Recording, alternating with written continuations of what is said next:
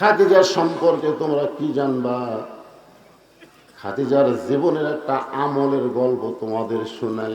আমল ধরে কোন কি? সাহাবারা বললেন, ইয়া রাসূলুল্লাহ, মা খাদিজার জীবনে এমন কি আমল ছিল? রাসূল বললেন, খাদিজার জীবনের সবচাইতে বড় আমল হলো সব সময় কবরকে স্মরণ করত।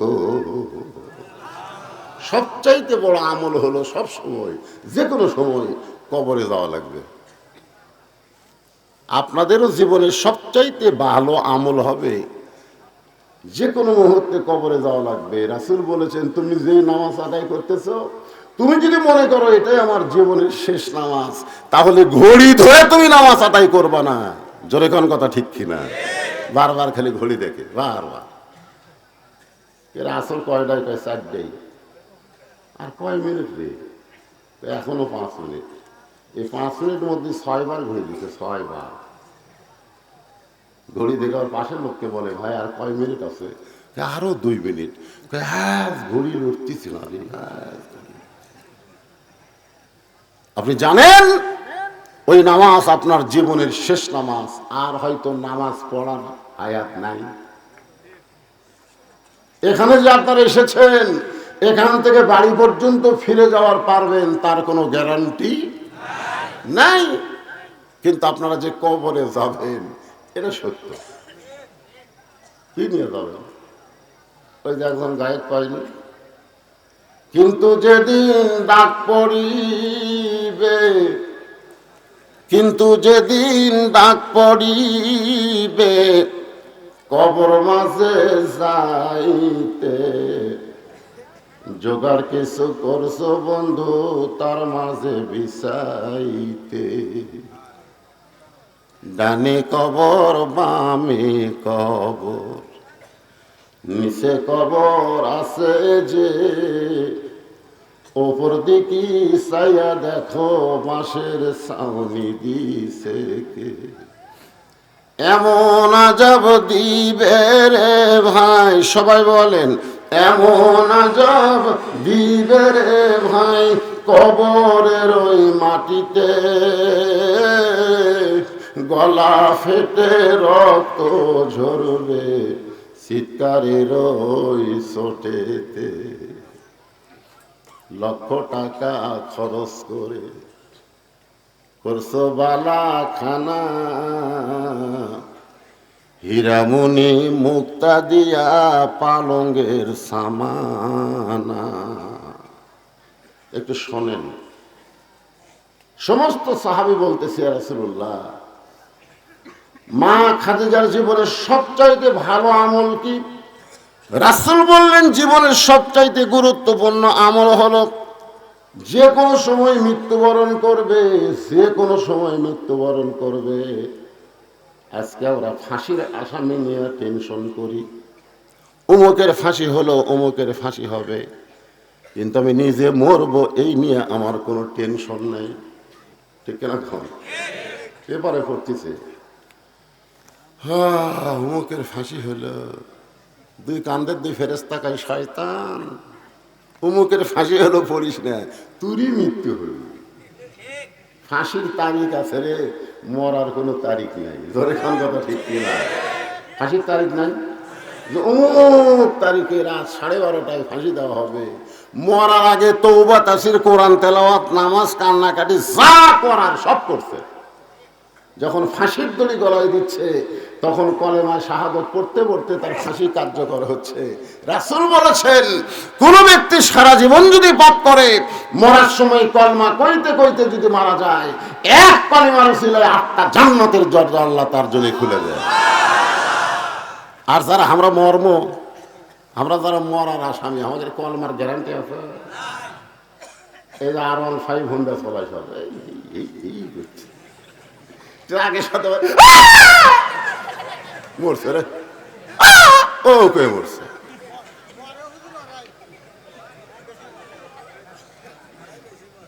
তা আমরা যারা এখানে বসে আছি, আমরা সবাই মৃত্যুর আসামি। ধরে গান কিসের আসামি? কখন মৃত্যু হবে সবাই জানি না, কে যে কোনো সময়। আমি যেই বলবো কখন মৃত্যু হবে বলবেন যে কোনো সময়। গভীর রাত্রে খাদিজাতুল কুবরা আল্লাহ নবীর ডান হাত কানা বুকের উপরে নিয়ে কাঁদতেছে।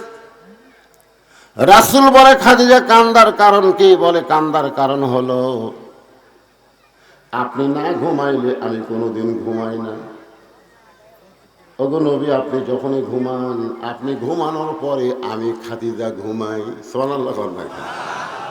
কি বৌরে, আপনি না ঘুমাইলে আমি কোনোদিন ঘুমাই না। নবী চমকে গিয়া বলে, খাদিজা আমি না ঘুমাইলে আপনি কেন ঘুমান না? খাদিজা বলে, হুজুর, দুনিয়াতে কোনো মেয়ের যখন বিয়া হয় তখন মেয়েকে স্বামীর হাতে তুলে দেয়। এই দুনিয়াতে যত মেয়ে মানুষের বিয়া হয়েছে, বিয়া হওয়ার পরে বউকে কার হাতে তুলে দেয়? কিন্তু আপনার সঙ্গে আমার যখন বিয়া হলো, আমি খাদিজার হাত আপনার হাতে কেউ তুলে দেয় নাই, বরং আপনার চাচা আবু তালেব আপনার দুই হাত আমার দুই হাতের উপরে উঠে দিয়ে বলে, খাদিজা আজ থেকে আমার এতিমের দায়িত্ব তোমাকে দিয়া দিলাম। শিশুকালে মইরা গেছে মা, গর্বে থাকতে মরছে পিতা, নবী চোখে দেখলেন না। কে করিবে লালন পালন, কে করিবে লালন পালন, কে দিবে সান্ত্বনা? এই দুনিয়ার বড় এতিম নবী ছিলেন একজনা। হুজুর, বিয়ের সময় যখন আপনার দুই হাত আপনার চাচা আমার হাতে তুলে দিয়েছে, সেদিন থেকে আমার দায়িত্ব হলো আপনি না ঘুমাইলে আমি ঘুমাই না। জোরে কোন সুবহানাল্লাহ। ওগো নবী, আপনি যখন ঘুমায় গেছেন, এমন সময় আমি ঘুমের দোয়া পড়লাম, আল্লাহুম্মা বিইসমিকা আমুতু। এই আপনারা পড়েন না? এই ছেলেরা, এই যুবকেরা, এই তোমরা তো কানের মধ্যে হেডফোন দিয়ে গান শুনতে শুনতে ঘুমাও, দরজা জানলা বন্ধ করে দিয়ে মোবাইল চালু করে অশ্লীল ভিডিও দেখো, সকালবেলা বন্ধুর কাছে গল্প করো, আজকে রাত্রে তা দেখছি ভাই। কেউ দেখেনি, কেউ দেখেনি, দরজা জানলা বন্ধ করে দেখছি রে। দুই কান্দের ফেরেশতা কয় শয়তান, কেউ দেখেনি তো আমরা ঘুম পাচ্ছি। খালি যদি আমাদের ঈমান থাকতো, ফেরেশতারা লিখতেছে, আল্লাহ দেখতেছে, এই বাংলাদেশে কোনো অন্যায় হতো না। জোরে কোন কথা ঠিক না? ফেরেশতারা লিখতেছে, কে দেখতেছে? সব ভুলে গেছে। আর খালি বলবি, হুজুর রাজনীতির অর্জন করেন না। কিসের রাজনীতি? কিসের রাজনীতি? মুসলমানের ঈমানটাই হলো আসল নীতি। ধরে কোন কথা ঠিক? আপনাদের ঈমান কি কয়? এই যুবকেরা কি ঈমান কয়?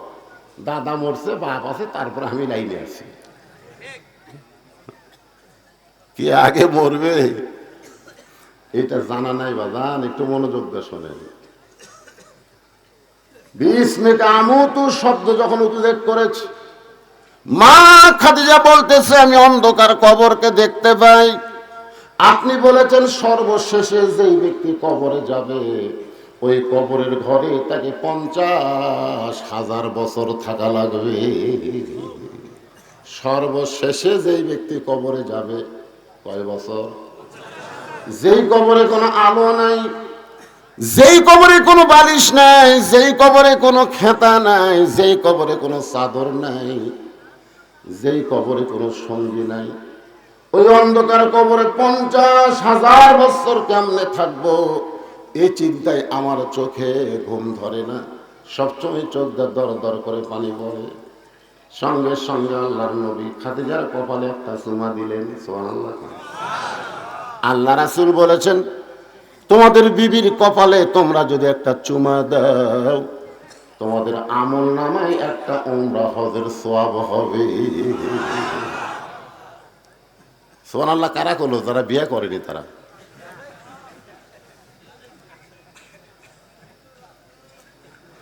প্রেমিকার কপালে চুমা খায়, কিন্তু বইয়ের কপালে চুমা খাওয়ার স্বামী খুবই কম পাওয়া যায়। জনগণ কথা ঠিক কি? আজকে আপনারা একটা ওমরা হজুর সব পাবেন যদি বইয়ের এই জায়গাতে আমাদের তাকান, এই জায়গাতে একটা শব্দ করে চুমা খান। এক সময় একটা ওমরা হজ কিরে 2 লাখ টাকা খরচ করে মক্কা মদিনা যাওয়া লাগবে। এই তোমার বাড়িতেই হজ আছে, খালি জাগা মতো চুমা খাওয়া লাগবে। জনগণ কথা ঠিক কি? আজকে ওয়াজ শোনার পরে বাড়িতে যাবেন, বউ যখনই দরজা খুলে দিবে কপালতে একটা চুমা বসাবেন। আপনারা খুশি নেবেন না? কিন্তু অনেক মেয়েরা বেজার, হুজুর যে বিড়ি খাওয়া খায় কপালত চুমা খালি আমার বমি হয়ে যাবে ওর মুখের গন্ধে।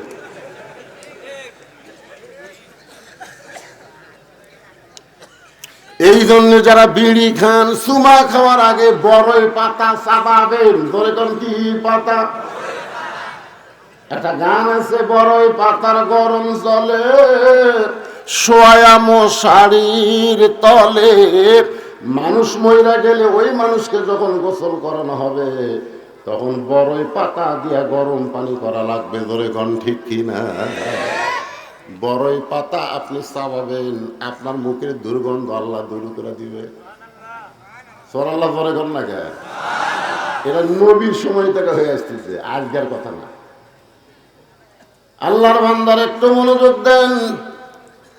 সঙ্গে সঙ্গে রাসূল খাদিজার কপালে একটা চুমা দিয়ে বললেন, খাদিজা ওই আল্লাহর শপথ করে বলতেছি, ঈমান গ্রহণ করার পর আপনি আল্লাহর সঙ্গে যে সম্পর্ক গড়ে তুলেছেন, আল্লাহ আপনার কবরকে জান্নাত বানায়া দিবে। আর কোনো টেনশন আছে? কিন্তু কি কইছে? এইটাই তো চিন্তার কথা, যে ঈমান গ্রহণ করার পরে আপনি আল্লাহর সঙ্গে যে সম্পর্ক গড়ে তুলেছেন, তাহলে আমাদের সম্পর্ক করতে হবে কার সাথে? আরো জোরে বলে। আল্লাহর সাথে সম্পর্ক করতে গেলে 1 নম্বর ইবাদতের নাম হলো নামাজ। যার নামাজ নাই তার সম্পর্ক নাই। পরশুদিন এক নেতা বলতেছে, হুজুর বর্তমান প্রধানমন্ত্রী 564টা মসজিদ করছে, মডেল মসজিদ। পৃথিবীর কোন প্রধানমন্ত্রী এত মসজিদ করেনি। আমি কইলাম, ভাই মসজিদ করছে ঠিকই, কিন্তু মুসল্লি নেই। বর্তমান প্রধানমন্ত্রীর দায়িত্ব 564 মসজিদ করা না। প্রধানমন্ত্রীর দায়িত্ব কি? আল্লাহ কোরআনে বলেছেন, আল্লাযীনা ইম্মাক্কান্নাহুম ফিল আরদ। যখন কোনো মুসলমানকে জমিনের ক্ষমতা দেওয়া হয়, তাকে পর্দা সেতু নির্মাণ করা, মাদক মুক্ত যুবক করা, বাল্য বিয়ে বন্ধ করা, 564 মসজিদ করা, এগুলো একটাও দায়িত্ব না। 1 নম্বর দায়িত্ব হলো আকামুস সালাত, নামাজ কায়েম করা। জোরে করে কথা ঠিক কি? আগে নামাজ কায়েম করো। নামাজ কায়েমের ধান্দা নেই, মসজিদ বানাও। মসজিদে লোক হয় না। আমার এলাকার এক লোক কিন্তু টাকা দেওয়া লাগবে আপনি। কিছু ভাই দোতলা করা লাগবে হুজুর, মসজিদে আর মুসল্লি আসতেছে না, দোতলা করা লাগবে। আমি বললাম দোতলাই করা লাগবে, এত মুসল্লি হয় হুজুর? আমি বললাম ফজরের খবর কি? এক কাতারই হয় না। জোহরের খবর কি? কয় হাট বাজারত গেছে। আসরের খবর কি? কয় চা খাওয়ালে ব্যস্ত আছে। মাগরিবের খবর কি? কয় কোনো মতে। এসার খবর কি? কয় ফজরও যায়, এসাও যায়। তো মসজিদের মধ্যে আছে কয় কাতার? কয় 9টা। তো 9টার মধ্যে একটাই হয় না, তাহলে দোতলা করবে কেন? তখন বলতেছে, ওই যে জুম্মার দিনে সবার শেষে এসে আগে যায়, ওই শালাকের জন্য দোতলা করা লাগতেছে। জুমার নামাজ নামাজ না, 5 ওয়াক্ত নামাজ হচ্ছে নামাজ। জোরে কোন কথা ঠিক কিনা? লাইলাতুল মিরাজে আল্লাহ তাআলা রাসূলকে জুমার নামাজ দেয়নি, 5 ওয়াক্ত নামাজ দিছে। খাদিজাতুল কুবরা মুস্কি মুস্কি হাসে। আল্লাহ রাসূলের হাত ছাড়ে না। রাসূল বললেন, খাদিজা আল্লাহর সঙ্গে যে সম্পর্ক গড়ে তুলেছেন, আল্লাহ আপনাকে জান্নাত দেবে, এরপরও আপনি আমার হাতটা কেন বুকে ধরে আছেন? খাদিজা বললেন, এ রাসূলুল্লাহ, আল্লাহ আমাকে জান্নাত দিবে আমার বিশ্বাস হয়, কিন্তু আপনার কাছে যদি কিছু চাই আপনি কি আমারে দিবেন না? সঙ্গে সঙ্গে নবী বললেন, নাউজুবিল্লাহ, নাউজুবিল্লাহ, নাউজুবিল্লাহ। কয়বার? যেই খাদিজা বলতেছে আপনার কাছে যদি কিছু চাই আপনি কি আমাকে দিবেন না, সঙ্গে সঙ্গে নবী 3 বার নাউজুবিল্লাহ বললেন। নবী বুঝাই দিলেন, খাদিজা, ইমানদার বান্দা বান্দি যারা একমাত্র আল্লাহর কাছে চাবে তারা আল্লাহ ছাড়া অন্য কারো কাছে চাওয়া যাবে।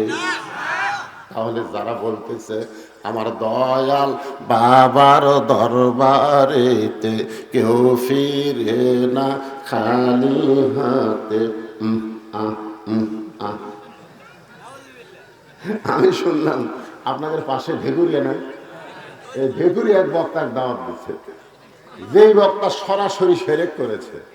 আল্লাহর ধন নবীরে দিয়া, আল্লাহ আছে গায়েব হইয়া, নবীর ধন খাজানিয়া শুয়া আছে আজমিরে, কেউ ফেরে না খালি হাতে খাজারে তোর দরবারে। এই নাউজুবিল্লাহ একজন করলেন কেন মুসলমান? কতগুলো জায়গায় আসতে বললে হবে না। বউ যদি স্টার জলসা জি বাংলা দেখে আর আপনি যদি আস্তে আস্তে করেন লক্ষ্মী, ও লক্ষ্মী, লক্ষ্মী হিন্দু করে চ্যানেল দেখো না লক্ষ্মী, এই যে আস্তে করে খাওয়া আসা 1.5 হাতা লাঠি ললে। আমি মুসলমান মসজিদে এসব নামাজ আদায় করলাম আর আমার ঘরে হিন্দু করে হরি হরি লোলো পূজা বাজতেছে, আমার বউ স্টার জলসা জি বাংলা দেখবে, সেই বউকে বাদ দিয়ে দরকার হলো আর একটা বিয়ে করবো। জোরে কোন কথা ঠিক না? সব জায়গাতে আসতে কথা, কেউ ফেরে না খালি হাতে খাজারে তোর দরবারে, এটি আসতে নাউজুবিল্লাহ করে চলবে? নবী বললেন নাউজুবিল্লাহ, নাউজুবিল্লাহ, নাউজুবিল্লাহ। খাদিজা বললেন, হুজুর নাউজুবিল্লাহ 3 বার বলার কারণ কি?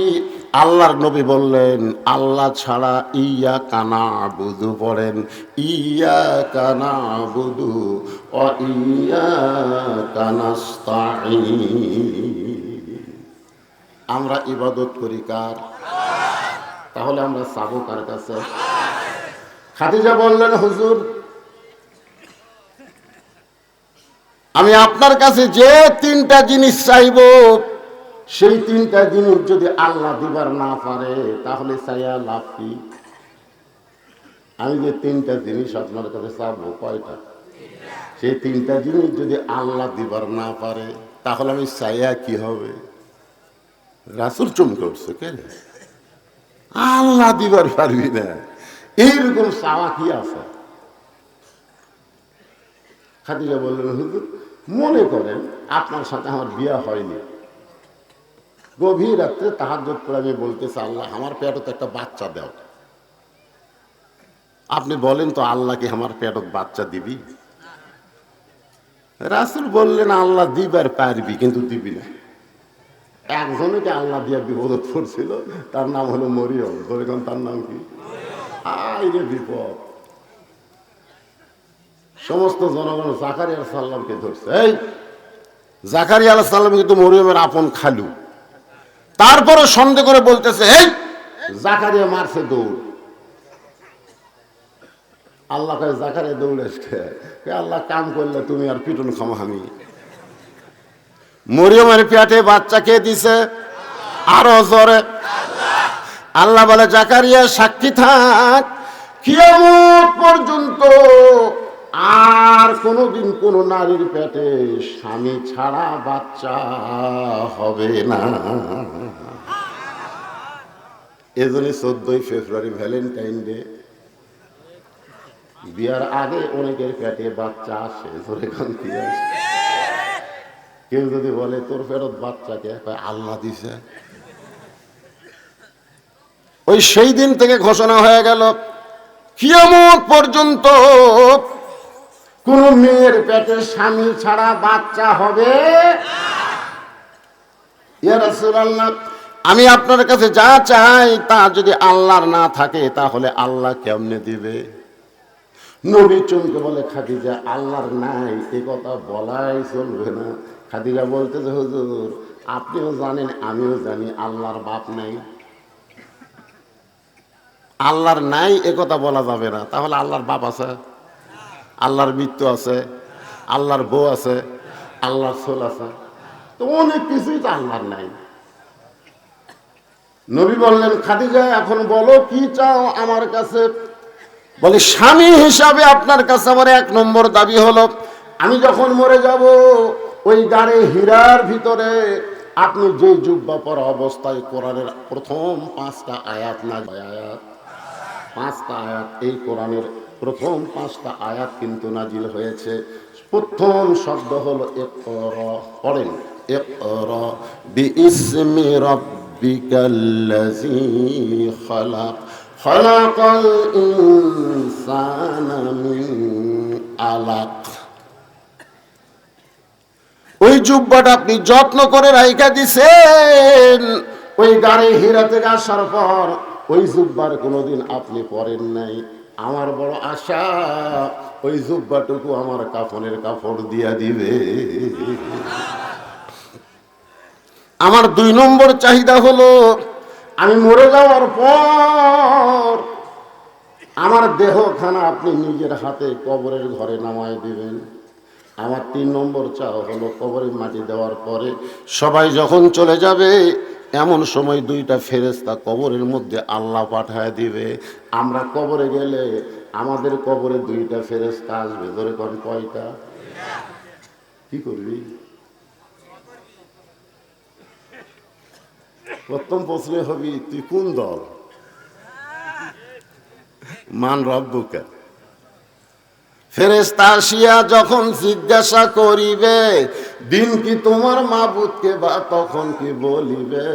এই গানটা গাইলে গুনাহ হবে না? এই যুবকের ওই মনির খানের বহু গান গাও, আমাকে হিরো আলমও গান খাই দে, এই গানটা গাইলে কি গুনাহ হবে? তাহলে আমার সঙ্গে বলো, ফেরেশতা আসিয়া যখন জিজ্ঞাসা করিবে, দিন কি তোমার মাবুদকে, বা তখন কি বলিবে?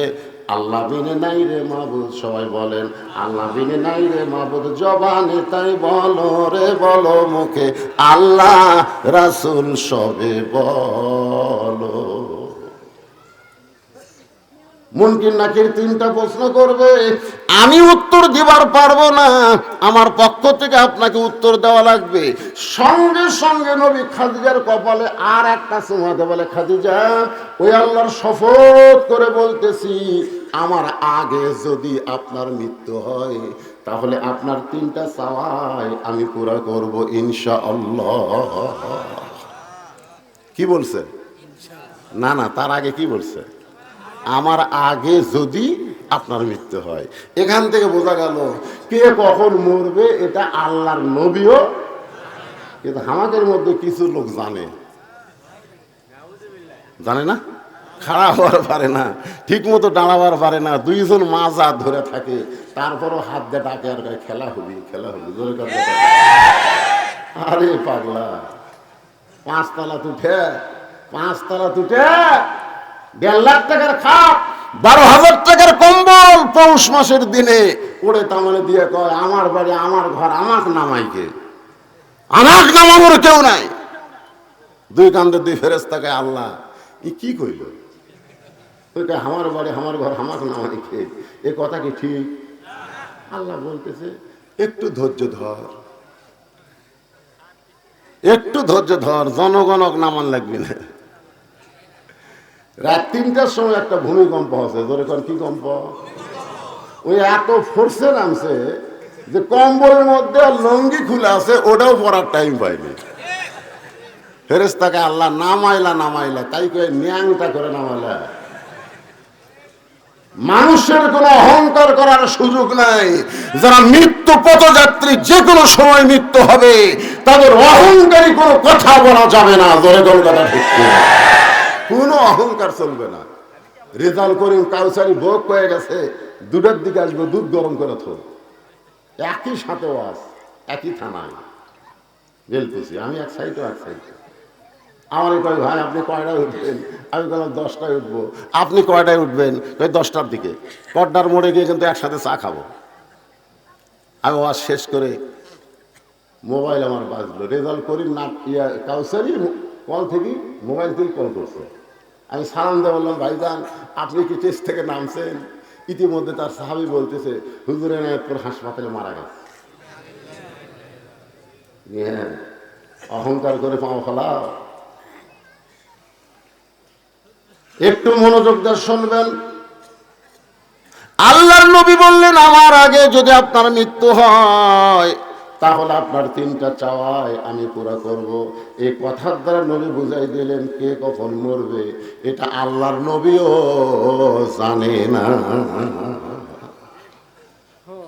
মা খাদিজা দুনিয়া থেকে বিদায় নিলেন।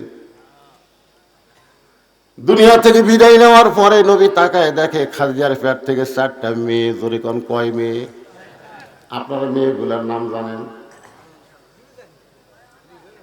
নবীর মেয়ের নাম আপনারা জানেন না। শাহরুখ খানের মেয়ের নাম জানে, নবীর মেয়ের নাম জানে না। নবীর 4টা মেয়ে, একটা হলো জয়নাব, জোরে বলেন নাম কি? একটা হলো রোকেয়া, নাম কি? একটা হলো কুলসুমা, নাম কি? আর একটার নাম সবাই জানে, কারণ প্রত্যেক জুমার দিনে ইমাম সাহেব বলে সাইয়্যিদাতুন নিসায়ে আহলিল জান্নাহ ফাতেমাতুজ যোহরা। এই নামটা সবাই জানে, জানে কি জানে না? আজকে এক ভাই আমাকে বলতে হুজুর পরিবেশ খুব একটা ভালো না, খালি ফাতেমার ওয়াজ দিয়ে যাবে। কার ওয়াজ? 4টা মেয়ে কাঁদতেছে নবীর। নবী তাকায় দেখে 3টা মেয়ে শব্দ করে কাঁদতেছে। কুলসুমা, রোকেয়া, জয়নাব এরা শব্দ করে কাঁদতেছে আর বলতেছে আমার মা মইরা গেছে রে, কোথায় গেলে মাকে পাবো বলে দাও না আল্লাহ রে, এই আমার মা মইরা গেছে রে। মেয়েরা কিন্তু এরকম করে কান্দে, কান্দে কান্দে না। আমার বাবা মইরা গেছে রে, মরার আগে খাট দিবার চাছিল, সে খাট আমাকে দিবে কে, এই আমার বাবা মইরা গেছে রে। মরার আগে কি দিবার চাইছিল? খাট। তখন বড় ভাই যায় কয় কান্দিস না, বাবা যেটা দিবার চাইছিল সে খাট আমি দেবো রে। তখন আবার বলতেছে বাবা আমার মইরা গেল, বড় ভাই খাট দিল, এখন খাটের তো সুগ দিবি কে, আমার বাবা মইরা গেছে। তখন ছোট ভাই যায় বলতেছে পাগলি কান্দিস না, তোষক বালুস আদর ফাদর যা লাগে সব আমি দেবো। তখন সাইডে দেন বলতেছে মানুষ বুড়া হলে তো মরবি। নবী তাকায় দেখি 3টা মেয়ে তার বিনায় কি করে কাঁদতেছে, কিন্তু একটা মেয়ে ফাতেমা তার চোখ দিয়ে শুধু পানি পড়তেছে, কিন্তু জবানে কোনো শব্দ না। 2 চোখ দিয়ে শুধু পানি পড়তেছে, কিন্তু সে যে কাঁদতেছে তার কান্নার জবানে কোনো শব্দ নেই। রাসূল 4টা মেয়ের ভিতর থেকে ফাতেমাকে ডাক দিলেন, ফাতেমা একটু ঘরের মধ্যে আসো। ফাতেমা যে মাত্র ঘরের ভিতরে, আল্লাহ রাসূল বললেন ফাতেমা তোমার মা দুনিয়া থেকে বিদায় নেওয়ার সময় আমাকে ওসিয়ত করে গেছে। ফাতেমা বলে বাবা কি ওসিয়ত? ওসিয়তটা হলো তোমার মাকে তোমার গোসল করার লাগবে, তোমার মাকে তোমাকে কাফনের কাপড় পরান লাগবে। ওসিয়ত করেছে তোমার মা তুমি নিজে একাই গোসল করার লাগবে, তোমার মাকে কাফনের কাপড় পরাতে হবে, তোমার অন্য কোনো বোনকে সঙ্গে নেওয়া যাবে না। তোমার মায়ের ওসিয়ত হলো তুমি একাই একাই তোমার মাকে গোসল করাতে হবে। এখন আপনারা বলেন মরা মানুষ মরার আগে ওসিয়ত করা যায় আছে না নাই? আপনি ওসিয়ত করবেন আমি 5 ওয়াক্ত নামাজ পড়ি, আমি মরার পরে কোনো বেনামাজে আমার কবর যেন না খোঁড়ে। এই জান্নাতুল মাওয়া গোরস্থান তারা তৈরি করছেন, আমি তাদেরকে জোড়হাত করে বলতেছি, কোনো বেনামাজি যেন কোদাল ধরবার না পারে।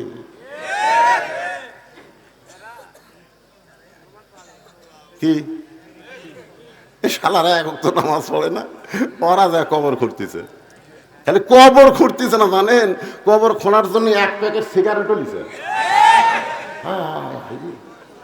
সিগারেট টানতেছে আর কোদাল মারতেছে। ফেরেশতাকে আল্লাহ এই কি পুকুর খুঁড়তেছে না কবর খুঁড়তেছে? হ্যাঁ, একটা কবর খুঁড়তে খুঁড়তে মানুষ আল্লাহর ওলি হয়ে যায়। জোরে করে কথা ঠিক কিনা? আর এরা কবর খুঁড়তে খুঁড়তে সীমার হয়ে গেল। সীমার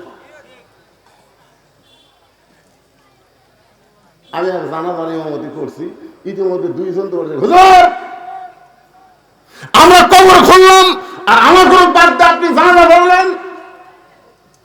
আমি কইলাম ভাইজান, মাইকিং করা হয়েছে জোহরের নামাজের পরে জানাজা হবে, তো জোহরের নামাজ হয়ে গেছে, জানাজা করলাম।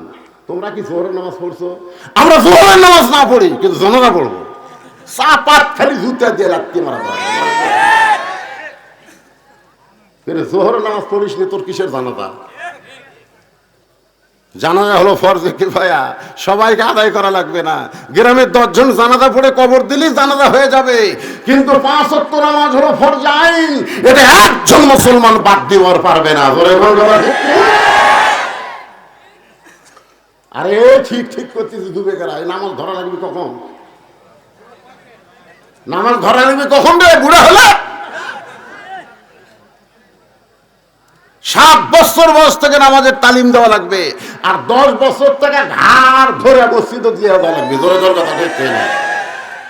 7 বছর থেকে কেমনে নিয়ত করবি, কেমনে হাত বানবি, কেমনে রুকু করবি, কেমনে সেজদা করবি, এই নামাজের তালিম দেওয়া লাগবে। আর 10 বছরও যাবার না পেলে আর ঘাড় ধরা লাগবে। চ চ, আমি তোর বাপ, আমি নামাজ পড়ি, তুই পড়বি না কেন? জাহান্নামের আগুন থেকে বাঁচতে গেলে শুধু বাবা একলা নামাজ পড়ে বাঁচবে না, তার সন্তান কেউ নামাজ ধরাতে হবে। জোরে কোন কথা ঠিক কিনা? আপনি মরার আগে ওসিয়ত করবেন, মসজিদের মুয়াজ্জিন যেন আমাকে গোসল করাইয়া দেয়। আল্লাহ রাসূল বলেছেন, হাসরের ময়দানে একজনের মাথা সবচাইতে আমার উপরে থাকবে। সাহাবেরা বললেন, ইয়া রাসূলুল্লাহ, আপনার মাথার উপরে কার মাথা থাকবে? রাসূল বললেন, সেই ব্যক্তি হলো হযরত বেলাল। হাসরের ময়দানে মুয়াজ্জিনের মাথা আল্লাহ উঁচু করে দিবে। শুধু মুয়াজ্জিনের মাথা উঁচু করবে না, তার মাথায় একটা কুদরতি আল্লাহ নূরের টুপি পরাইয়া দিবে। তাহলে আপনি মরে গেলে আপনাকে মুয়াজ্জিন গোসল করাবে। এই ওসিয়ত করার দরকার আছে না নাই? দরকার হলে মুয়াজ্জিনকে 5,000 টাকা হাদিয়া দিবেন, যে ভাই কখন যে মরম আমি জানি না, আমি মরে গেলে অন্য কেউ যেন চান্স না পায়, তুই আমাকে গোসল করাবো। ঠিক আছে? এরকম ওসিয়ত করার দরকার আছে না নাই? আল্লাহ রাসূল বললেন, ফাতেমা, তোমার মা তোমাকে ওসিয়ত করেছে, তোমার মাকে গোসল করাতে হবে, তোমার মাকে কাফনের কাপড় পরাতে হবে, তোমার অন্য 3টা বোনকে সঙ্গে নেওয়া যাবে না। মা ফাতেমা মায়ের ওসিয়ত পূরণ করার জন্যে নিজে গিয়া মাকে গোসল করাই দিলেন। গোসল করানো যখন শেষ হয়ে গেছে, এমন সময় ফাতেমা ঘরের মধ্যে ঢুকে বলে, বাবা, এখন আমার মাকে কাফনের কাপড় পরাতে হবে, কাফনের কাপড়ের কি ব্যবস্থা করেছেন? এমন সময় আল্লাহর নবী ওই জুব্বাখানা বের করে ফাতেমার হাতে দেয়। ফাতেমা ছোট বাচ্চার মতন কান্দে। রাসূল বলে, ফাতেমা কান্দো কেন? বলে, কান্দার কারণ হলো আমার মা মরার সঙ্গে সঙ্গে আপনি মাকে ভুলে গেছেন। ও বাবা, দুনিয়ার দোকানে কি নতুন কোনো কাপড় নাই? মক্কার দোকানে কি নতুন কোনো কাপড় নাই? এই নতুন কাপড় না দিয়া এই পুরাতন জুব্বা কেন দিচ্ছেন? ওগো বাবা, আমি মায়ের মুখে শুনেছি, আপনি যখন মক্কার রাখাল ছিলেন, আমার মা তখন মক্কার ধনবতী রমণী ছিল। সুবহানাল্লাহ কন না কেন? হ্যাঁ, মক্কার সবচাইতে ধনবতী। একদিন খাদিজা ফাতেমাকে বলতেছে, ফাতেমা, তুমি আমার বিয়ার খবর জানো? তো ফাতেমা মুচকি মুচকি হাসে আর বলে, মা, যখন আপনার বিয়া হয়েছিল তখন আমি কোথায় ছিলাম? খাদিজা বলতেছে, তখন তো তোর জন্মই হয়নি রে। তো জন্ম যদি না হয় তাহলে আপনার বিয়ের খবর কেমনে জানবো? খাদিজা বলতেছে, তাহলে জানার দরকার নেই। সঙ্গে সঙ্গে ফাতেমা খাদিজার হাত ধরে বলে, মা, অবশ্যই আপনার বিয়ে কোনো দারুণ খবর আছে, একটু মেহেরবানি করে বলেন। খাদিজা বলতেছে, তাহলে শোনো, তোমার বাবা তখন আমার বাড়িতে রাখালি করতো। জরিগণ কি করতো? যেই বলছে রাখাল, সঙ্গে সঙ্গে ফাতেমা দৌড়ে এসে খাদিজার মুখ চেপে ধরছে। মুখ চেপে ধরে বলতেছে, মা খবরদার আমার বাবাকে রাখাল বলবেন না। আপনার বলেন তো, মেয়েরা বাপকে বেশি ভালোবাসে না কম ভালোবাসে? খাদিজা জি আচ্ছা, আপনাদেরকে সব লাইন ইয়ে করে ক্লিয়ার করে তারপরে হ্যাঁ, এই একটা মাইক দেন তো, এখানে মাইক দেন। এমপি সাহেব আসতে পারে না, কিন্তু আপনাকে একটু শুভেচ্ছা বিনিময় করবে। আপনাকেরই এমপি, একজনও যদি ওঠা বসা করেন, যে আলোচনা চলতেছে এটা শুনবেন না, মনোযোগ দিয়ে শোনা লাগবে বাজান, কারণ বাড়ি পর্যন্ত যাওয়ারই গ্যারান্টি নাই রে, বাড়ি পর্যন্ত যাওয়ারই গ্যারান্টি নেই। এই পিছন দিক থেকে ওঠা বসা শুরু হলো কেন? একজন উঠবেন না। আপনাদের এমপি সাহেব খুব লম্বা কথা বলবে না, খুব ভদ্র মানুষ। এর আগে মোবাইলে 2-4টা মাহফিল আমি শুনছি, সামান্য 2-4 মিনিট কথা বলে ইনশাল্লাহ উনি আপনাদের শুভেচ্ছা বিনিময় করবেন। লা ইলাহা ইল্লাল্লাহ। কি হলো, যারা ফাঁকা জায়গায় জায়গাগুলো পুরো করে সামনে আসেন, ওরা আবার ফিরে আসবে ইনশাল্লাহ। আপনার সামনের দিকে চলে আসেন। লা ইলাহা ইল্লাল্লাহ, লা ইলাহা ইল্লাল্লাহ, লা ইলাহা ইল্লাল্লাহ মুহাম্মাদুর রাসূলুল্লাহ সাল্লাল্লাহু আলাইহি সাল্লাম। যেই মাত্র মা খাদিজা বলেছেন, তোমার বাবা আমার বাড়িতে রাখালি করত, কি করত, সঙ্গে সঙ্গে ফাতেমা মায়ের মুখ চাইপা ধরে বলতেছে, মা যে কথা একবার বলেছেন ওই কথার 2বার বলেন না। এ কথার দ্বারা বোঝা গেল ছেলেদের চাইতে মেয়েরা বাবাকে বেশি ভালোবাসে।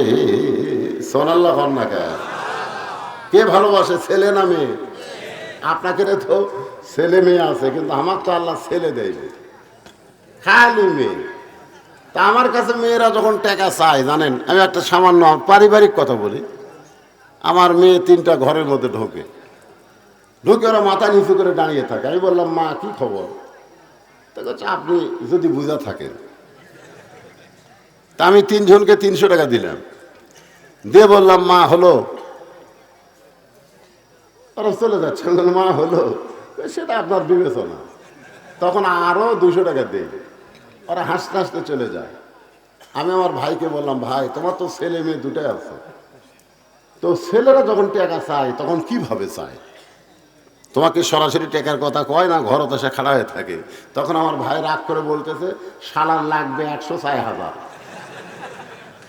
আমি সেই দিনে বুঝলাম ছেলে আর মেয়ে এর মধ্যে তফাৎ আছে না নাই, যেরকম আছে না নাই। আপনি মেয়ের বাড়িতে যাবেন, মেয়ের বাবাকে বলতেছে, যাওয়ার পর থেকে আপনার সামনে খাবার দেওয়া শুরু হয়ে যাবে। আপনি যদি হঠাৎ বলেন আজকে আমি বাড়িতে যাব, মেয়েটা সামনে দাঁড়ায় বলবে, মা বাবা একটা রাতের জন্য থাকেন। আপনি যদি বুঝায় বলেন খুবই কাজ আছে, যাওয়াই লাগবে, আপনি যখন বাড়ির দিকে রওনা দেবেন, দেখবেন মেয়েটা কিন্তু আপনার পিছনে পিছনে রাস্তা নেবে। অনেক দূর আসার পরে যদি আপনি বলেন, মা আমি বাড়িতে যাচ্ছি, তুই কেন আমার পিছনে আসতেছিস? মেয়েটা থেমে গেল। অনেক দূর থেকে তাকায় আপনি দেখেন মেয়েটা অন্না দিয়া চোখের পানি মুছতেছে। মেয়েরা বাবাকে এত ভালোবাসে, যার কারণে ফাতেমা মায়ের মুখে হাত দিয়ে বলতেছেন, মা খবরদার আমার বাবাকে রাখাল বলবেন না। আরে পাগলি, বিয়ার খবর যদি শুনতে চাস তাহলে জবান আটকে দিলে আমি কেমনে বলবো? ফাতেমা মুখের হাত যখন টান দেয়, এমন সময় খাদিজা বলতেছে, তোমার বাবা যখন আমার বাড়িতে রাখালি করত, ওই সময় আমি একদিন বেলকনিতে বসে দাসীকে নিয়ে আমার খেদমত করে নিচ্ছি। এমন সময় হঠাৎ দেখতে পাই আমার হাজার হাজার উট দুম্বা বাদ দিয়া রাখালগুলো ঘরের মধ্যে আরাম করতেছে। আমি রাখালের সর্দারকে ডাকতে বললাম, রাখালের সর্দার, আজকে দুপুর বেলায় উট দুম্বা মাঠে ময়দানে তুমি ঘরের মধ্যে আরাম করো, তোমার আরো রাখালগুলো ঘরে আরাম করতেছে, ব্যাপার কি? রাখালের সর্দার বলে, মালকিন আপনি জানেন না, আমরা ভাগ্যগুণে এমন একটা রাখাল পেয়েছি যে রাখাল চাকরিতে জয়েন করার পরে আপনার উট দুম্বাগুলো সব বাধ্য হয়ে গেছে। রাখাল যদি বলে খাও, উর্দুম্বা খায়। রাখাল যদি বলে চলো, উর্দুম্বা রাস্তা নেই। খাদিজা বলতেছে, রে রাখালের সর্দার, এমন গাঁজাখুরি গল্প কেমনে করো? জন্তু জানোয়ার কোনোদিন মানুষ রাখালের বাধ্য হতে পারে না। রাখালের সর্দার বলে, বিশ্বাস যদি না হয় আপনি তদন্ত করতে পারেন। খাদিজা বলে, ফাতেমা আমি রাখালের সর্দারের কথা মতো তদন্ত করতে গিয়ে দেখি রোদের তাপে পাথর পড়ে গন্ধ আসতেছে, বালু পোড়া গন্ধ পাওয়া যায়, কিন্তু তোমার বাবা রাখালের মাথায় কে যেন একটা ছাতা ধরে আছে, তোমার বাবার মাথার উপরে রোদের কোনো চিহ্ন না। আমি খাদিজা আশ্চর্য হয়ে গেলাম, কে ছাতা ধরলো রাখালের মাথায়? একটু কাছে গিয়া দেখি এক খণ্ড মেঘ তোমার বাবার মাথার উপরে দাঁড়িয়ে আছে। তোমার বাবা যেই দিকে যায় মেঘটাও সেই দিকে যায়। আমি আশ্চর্য হয়ে আরো নিকটে গিয়া তোমার বাবার মুখের দিকে তাকায় দেখি, এটা কেমন মানুষ রে? মানুষ কেমনে এত সুন্দর হয়? 400 রোজ গ্রহ তারা, তারি নূরেরই সারা, নুলে যে অন্ধকারে ডুবিত এই ধরনী। সবাই বলেন নবী মোর পরশমণি, বলেন নবী মোর সোনার খনি। নবী নাম ভাবে যেজন সেই তো দোজা হানের ধ্বনি।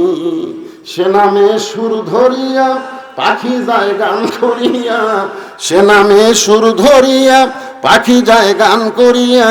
সে নামে আকুল হলো, সে নামে আকুল হলো মওলায় আমার কাদের গনি। নবী মোর পরশমণি, নবী মোর সোনার খনি। নবী নাম ভাবে যেজন সেই তো দোজা হানের ধ্বনি। খাদিজা বলে, ফাতেমা আমি কি দেখলাম? 40 বছরের একজন বিধবা নারী, কিন্তু রাখাল 25 বছরের যুবকের চেহারা দেখে আমার মনের মধ্যে আবার বিবাহের আগ্রহ জন্মিল। আমি বাড়িতে এসে দরজা বন্ধ করে দিলাম। দাসী বলতেছে, রাখালের খবর কি? আমি রাগ করে বললাম, চাকরি নষ্ট হয়ে গেল। চাকরি নট করে দিলাম। ও ফাতেমা, তোমার দাদা আবু তালেব আমার কাছে এসে বলে, খাদিজা আমার এতিম ভাতিজার কি দোষ? রাখালের চাকরি কেন নট হয়ে গেল? আমি বললাম, চাকরি বাদ দিয়া আমি আমার স্বামী হিসাবে তাকে গ্রহণ করতে চাই। ফাতেমা কান্দে আর বলে, বাবা যেই মা আমার মক্কার সবচাইতে ধনবতী রমণী ছিল, একটা রাখাল থেকে আপনাকে স্বামী বানালো, আজকে সেই মা আমার কবরে যাবে। সেই মায়ের জন্য নতুন কোনো কাপড় আপনার মক্কার দোকানে নাই। এই পুরাতন জুব্বা কেন আমার মাকে দিবেন? আল্লাহ নবী বললেন, ফাতেমা এই জুব্বা সাধারণ কোনো জুব্বা নয় মা, এই জুব্বার সাথে আল্লাহর কোরআনের সম্পর্ক রয়েছে। লিল্লাহ তাকবীর। যার সাথে কোরআনের সম্পর্ক থাকে, আপনারা বলেন তো তার দাম কম না বেশি? একই গাছের কাঠ দিয়ে একটা খাট বানাচ্ছে, একটা সোফা বানাচ্ছে, আর সামান্য কাঠ বাঁচছে সেইটা দিয়ে একটা রেহাল বানাচ্ছে। একই গাছ কাঠ বানাচ্ছে, সোফা বানাচ্ছে আর রেহাল বানাচ্ছে। আপনারা বলেন তো খাটের দাম বেশি, সোফার দাম বেশি না রেহালের দাম বেশি? রেহালের দাম বেশি হওয়ার কারণ হলো রেহাল কোরআনের সঙ্গে সম্পৃক্ত হওয়ার কারণে কাঠের রেহালের দাম বেশি। কাঠের রেহাল বলতেছে, এই খাট একই গাছের মধ্যে ছিলাম, তো কেউ লাত্তি দেয়? খাট কয় কি কোষ রে, আমার উপর লাত্তা লেখতে শুরু হয়ে যায়। কে রে সোফা তোর খবর কি? কয় পাও তোলা বসে ভাই। রেহাল কয় আমার খবর জানিস? আমি একদিন কোরআন শরীফ লিবার যা হঠাৎ পড়ে গেছি, ওই লোকটা রেহাল আমাকে 3 বার চুমা খাচ্ছে রে, 3 বার চুমা খাচ্ছে। আমাকে ইচ্ছা করে ফেলা দেয়নি, কোরআন লিবার যা হঠাৎ অসতর্ক মুহূর্তে রেহাল আর পায়ের উপর পড়ছে, আমার 3 বার চুমা খাচ্ছে। সোফার খাট কান্দের বলে, আমাদের সম্পর্ক হলো মানুষের সাথে, এই জন্য লাত্তি খাওয়া। আর তোর সম্পর্ক হলো আল্লাহর কোরআনের সাথে। এই জন্য চুমা খাওয়া। আজকে বাংলার মুসলমানকে বলবো, লাত্তি খাওয়ার সাথে সম্পর্ক করবেন না, আল্লাহর কোরআনের সঙ্গে সম্পর্ক করা লাগবে। ধরে কোন কথা ঠিক কিনা? কোরআনের সাথে সম্পর্ক করেন। কোরআনের কথা বললি মন খারাপ। এটা কি কি মনে করছেন? 11 সালে যখন হজ করবার গেলাম, আমার সঙ্গে এক পাগলা ছিল, বুঝলেন? ধনী মানুষ কিন্তু পাগলা। ওই যতবার তাওয়াফ করে ততবার ওই কাবা ঘর চুমা খায়। যতবার তাওয়াফ করে প্রত্যেক পাকে একবার করে কাবা ঘর এরকম চুমা খায়। আমাকে কয়, হুজুর আপনি খান না কেন? আমি বললাম, ভাই যে ভিড়, ওটা চুমা খাবার গেলে কষ্ট হবে। হুজুর খালি দুই কোণে খালি এরকম মারবেন হুজুর, এমনি রাস্তা হয়েছে। আমি বললাম, পাগলা, একটা পাথরের কাবাক চুমা খাবার যায়, তুমি আসল কাবাক আঘাত করলে? তখন আমাকে কয়, হুজুর আপনি কি পাগল হয়ে গেছেন? আমি বললাম, পাগলা, তুমি যারা চুমা খেলে ওটা হলো পাথরের কাবা, আর যার বুকত আঘাত মারলে ওটা হলো আসল কাবা। বলে, হুজুর আমাকে বুঝা দেন। আমি বললাম, শোনো, আসরের নামাজের পরে রাসূল সাহাবীর দিকে মুখ ঘুরালেন। উমর ফারুক বললেন, হুজুর এতক্ষণ আপনি কাবার দিকে মুখ করে নামাজ পড়লেন, আর নামাজ শেষ করে আপনি কাবা পিছনে রাখা আমাদের দিকে মুখ ঘুরালেন, কারণ কি? আল্লাহ রাসূল বললেন, এতক্ষণ নামাজ পড়লাম আল্লাহর হুকুমে একটা পাথরের কাবার দিকে মুখ করে, আর এখন মুখ ফিরাইছি হাজার হাজার আল্লাহর কাবার দিকে। সাহাবেরা বললেন, কেমনে? বলে, শোনো, ওই পাথরের কাবা থাকবে, বাইতুল মুকাদ্দাস থাকবে, পৃথিবীর সমস্ত মসজিদ থাকবে, তারপরে ইসরাফিল সিংহায় ফুৎকার দিলে কিয়ামত হবে। আর তোমাদের মতন আল্লাহওয়ালা একজন মুসলমান যতদিন দুনিয়াতে থাকবে ততদিন কিয়ামত হবে না। পাথরের কাবা কিয়ামত আটকাবার পারবে না, আল্লাহর মানুষ কাবা কিয়ামত আটকায় দিবে। তোরে কোন সুবহান।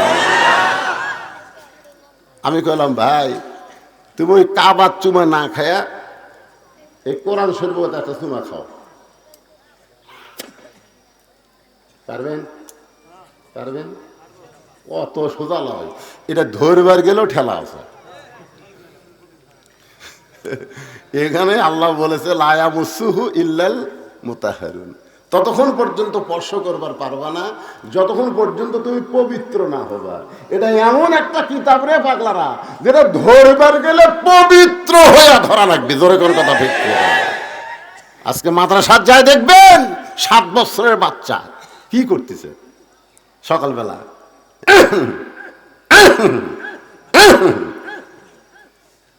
আমি খেলাম করে কাশিস খেয়ে নিম যাচ্ছে, পেশাব আটকে আছে তো পেশা গেছে নিম যাচ্ছে, পানি খরচ করে উজু করতেছে। আমি বললাম, এই পৌষ মাসে উজু করতেছিস পানি খরচ করে? আপনি জানেন না আমরা কোরআন শরীফ পড়ি, ওটা ধরবার গেলে শরীর পবিত্র থাকা লাগে হুজুর। আর ক্লাস 2 এর ছাত্র হাফ প্যান্ট পরে এক ধার দিয়ে মাল বার করে দিছে, দিয়ে খাড়া হয়ে মারতেছে, খাড়া হয়ে বসে দিছে। আমি গেলাম, কেন পাগলা, পেশাব কেমনে করা লাগে তোর স্যার তোকে শিখাইনি, তুই তো খাড়া হয়ে পেশাব করিস? কয়, কি যে কোন চাষা, প্রাইমারি পেশাবখানার যায় দেখি আমার সারই খাড়া হয়ে করে, সারই খাড়া হয়ে মারে, আকডম বাগডম ঘোলাডম সাজে ঢাকঢোল লোক গাদর বাজে। এই মিথ্যা শিক্ষা দিবার গেলে পবিত্র হওয়া গেলে পাগলা খাড়া হয়ে মত। আর এইটা ধরবার গেলে ঠেলা আছে, আছে না নাই? তোর এখানে আছে না নাই? একবার কোরআনকে চুমা দেন, কারণ কাবা ঘরের কোনো পাওয়ার নাই। নবী যখন হিজরত করে মদিনায়, মক্কা বিজয়ের পরে কাবা ঘরের দরজা খুলে দেখে 360টা মূর্তি কাবার ভিতরে। এখান থেকে প্রমাণ হলো কাবার কোনো পাওয়ার নাই, কিন্তু আল্লাহর কোরআনের পাওয়ার আছে। পৃথিবীর যত বড় শক্তিশালী হোক, এই কোরআনে একটা আয়াত পরিবর্তন করতে পারবে না, একটা নুক্তা, একটা জবর ঢুকাতে পারবে না। জোরে কথা ঠিক কিনা? আমার কত বড় মরদ হইছিস, কাবার মধ্যে মূর্তি ঢুকছে, আর মধ্যে ঢুকে তো ওইটা চুমা না খায়, এই দেখা আল্লাহর কোরআন চুমা খা, পরিবার না পালিস চুমা খা। চুমা খাওয়ার উসিলায় আল্লাহ তাআলার কোরআন তোর জন্য সুপারিশ করবে। জোরে কর কথা ঠিক কি? তাহলে কোরআনের সঙ্গে যার সম্পর্ক তার দাম কম না বেশি? আল্লাহ রাসূল বললেন, ফাতেমা এই জুব্বা সাধারণ কোনো জুব্বা নয় মা, এই জুব্বার সঙ্গে আল্লাহর কোরআনের সম্পর্ক আছে। এই জুব্বা আমি দেইনি, তোমার মা এই জুব্বা আমার কাছে চেয়েছে।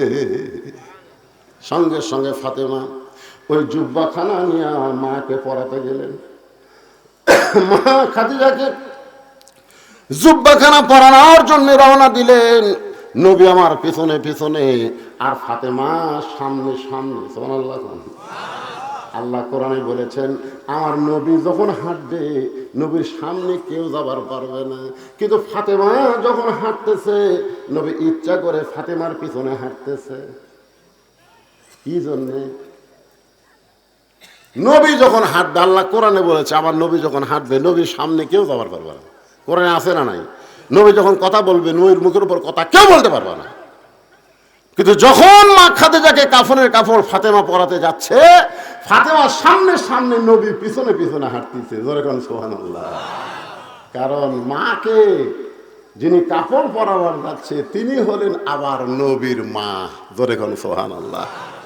অনেকেই বলবেন, হুজুর এ গাঁজা করে গল্প করেন কেন? আমরা জানি না ফাতেমা নবীর কে হয়। ফাতেমা নবীর কে হয় আমরা জানি না। আপনার জানলে হবে না। নবী নিজে বলেছে, আমার নিজের চোখে দেখা ফাতেমা হলো আমার মা। জোরে কোন সুবহানাল্লাহ। আমার নিজের চোখে আমি দেখেছি। ফাতেমা মা খাদিজার ঘরের মধ্যে ঢুকলেন, নবী দরজায় দাঁড়িয়ে থাকলেন। নবী দরজায় দাঁড়িয়ে থাকলেন, আর ফাতেমা মায়ের ঘরের মধ্যে ঢুকলেন। কাফন পরানোর পরে যেই মাত্র ফাতেমা দরজা খোলে, নবী তাকায় দেখে ফাতেমা মুস্কি মুস্কি হাসতেছে। রাসূল চমকে গিয়া বলে, ফাতেমা তুমি কাঁদতে কাঁদতে ঢুকলে জুব্বা নিয়া, আর তোমার মাকে কাফনের কাপড় পরায় হাসতে হাসতে দরজা খুললে। ফাতেমা বলে, বাবা কাঁদতে কাঁদতে ঢুকলাম এটাও আপনি জানেন, হাসতে হাসতে দরজা খুললাম এটাও আপনি জানেন। আল্লাহ রাসূল বলে, ফাতেমা তুমি কাঁদতে কাঁদতে ঢুকলে আমি জানি, কারণ মাকে তার মেয়ে কাফনের কাপড় পরাবে, কাঁদতে কাঁদতে ঢুকবে এটা আমি জানি। কিন্তু হাসতে হাসতে তুমি দরজা খুললে, এটা আমি নবী জানি না। সুবহানাল্লাহ কবেন না? অনেক বেদাতেরা কয় না নবী গায়েব জানে। নবী গায়েব জানে। নবী যদি গায়েব জানে, তাহলে মা আয়েশার গলার হাড় যখন হেরে গেল, হ্যাঁ কে লিছে কি খবর সব নবী মুনাফিক এই মিথ্যা কথা কইস করে। কিন্তু না, নবী কথা বিশ্বাস করে আয়েশাকে ভিন্ন ঘরে দিকে দিল। ইফকের ঘটনা পুরোপুরি পড়লে বিশ্বাস হবে নবী গায়েব জানে না। নবী বলেছেন আমি জানি না, আল্লাহ জানাইলে আমি জানি। জোরে কোন কথা ঠিক?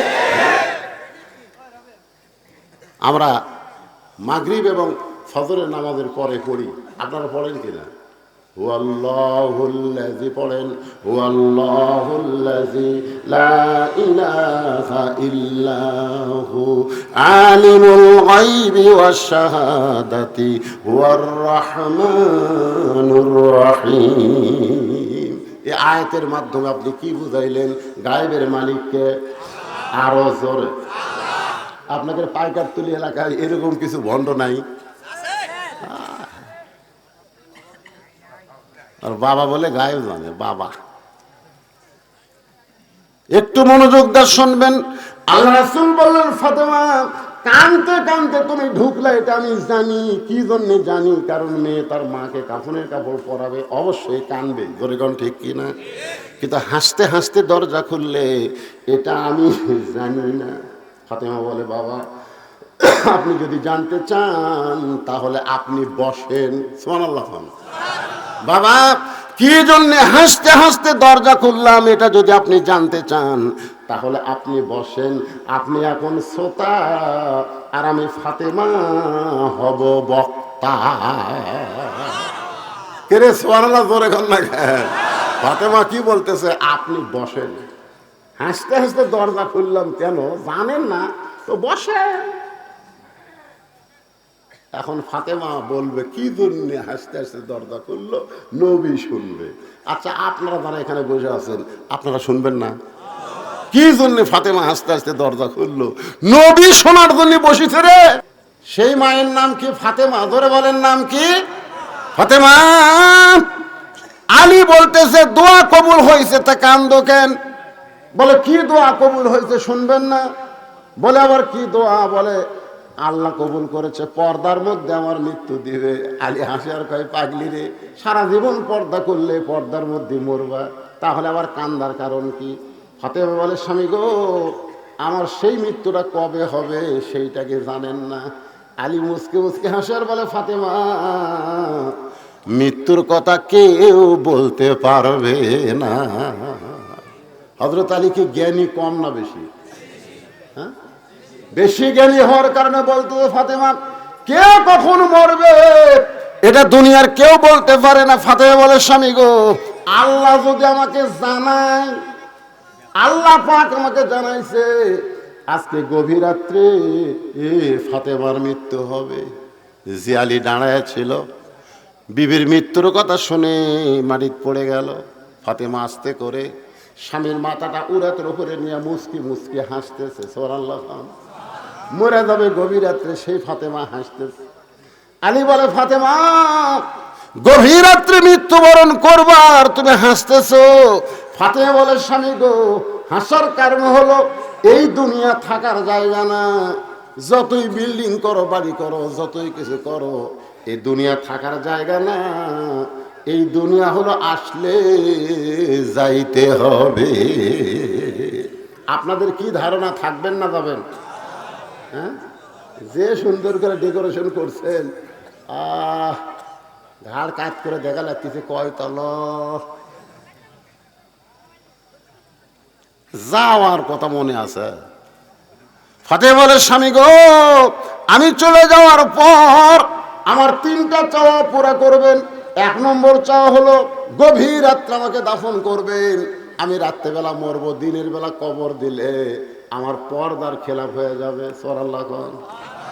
2 নম্বর চাওয়া হলো আমার লাশটা কোনো জানাজার ব্যবস্থা করবেন না, কারণ আমি জানি স্বামীর দোয়াই বইয়ের জন্য যথেষ্ট। কোটি কোটি মানুষ যদি বলে ফাতেমা ভালো, আর আপনি যদি বলেন ভালো না, তাহলে ফাতেমার ভাগ্য বড় খারাপ হয়ে যাবে।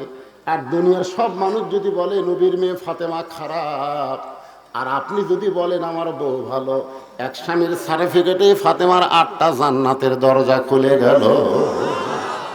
আমার 3 নম্বর চাওয়া হলো আমার লাশটা খাটনিতে তুলবেন না, কারণ আমার দেহের কত ওজন এটা দুনিয়ার কোনো পুরুষ যেন বুঝতে না পারে। কারণ আমি কত ওজনের ফাতেমা এটা দুনিয়ার কোনো পুরুষ যেন বুঝতে না পারে। একটা খাটনি কান্দে নিলে কমপক্ষে কয়জন লাগবে? আমার বাবা যদি থাকতো দুনিয়ায়, মরা মেয়ে লাশের খাটনি বাবা কান্দে নিলে ফাতেমার কোনো আপত্তি নাই। আমার হাসান হোসেন যদি বড় হইতো, মায়ের লাশের খাটনি কান্দে নিলে কোনো সমস্যা নাই। কিন্তু স্বামী গো, 6 মাস আগে বাবা দুনিয়া থেকে বিদায় হয়ে গেছে। হাসান হোসেন এত ছোট, এখন মায়ের লাশের খাটনি কান্দে কেমনি নিবে?